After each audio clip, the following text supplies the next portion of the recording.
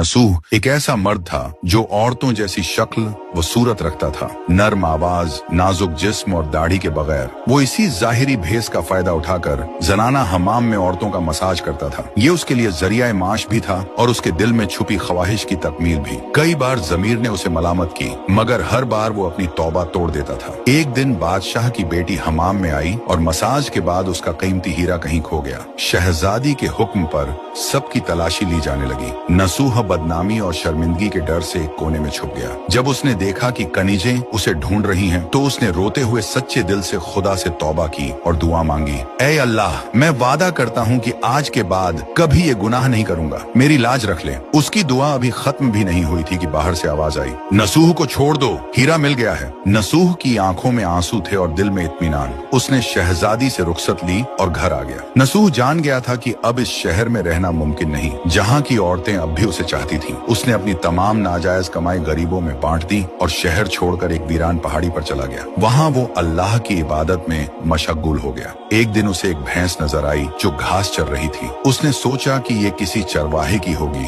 और जब तक उसका मालिक न आए वो इसकी देखभाल करेगा। कुछ दिन बाद एक तिजारती काफिला रास्ता भूलकर वहाँ पहुंचा। प्यास की शिद्दत से निढाल ताजिरों को नसूह ने अपनी भैंस का दूध पिलाया और सबको सैराब कर दिया। नसूह के अच्छे अखलाकन से मुतासिर होकर ताजिरों ने जाते हुए उसे बहुत सारा माल बतौर तोहफा दिया। नसूह ने इन पैसों से वहाँ एक कुआं खुदवा दिया। आहिस्ता आहिस्ता उस कुएं के इर्द गिर्द लोग बसने लगे और इमारतें बनने लगी।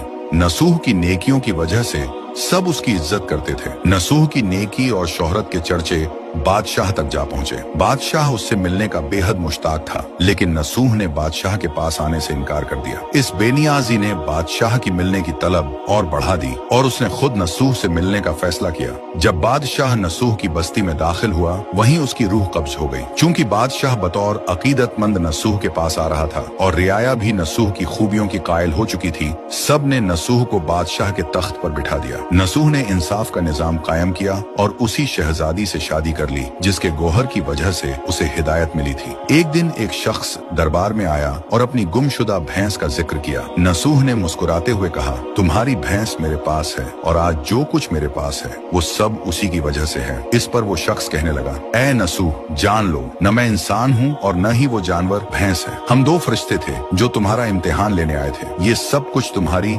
सच्ची तौबा का नतीजा है। ये कहकर वो दोनों फरिश्ते नजरों से गायब हो गए। इसी वजह से सच्चे दिल से की गई तौबा को तौबा नसूह कहते हैं।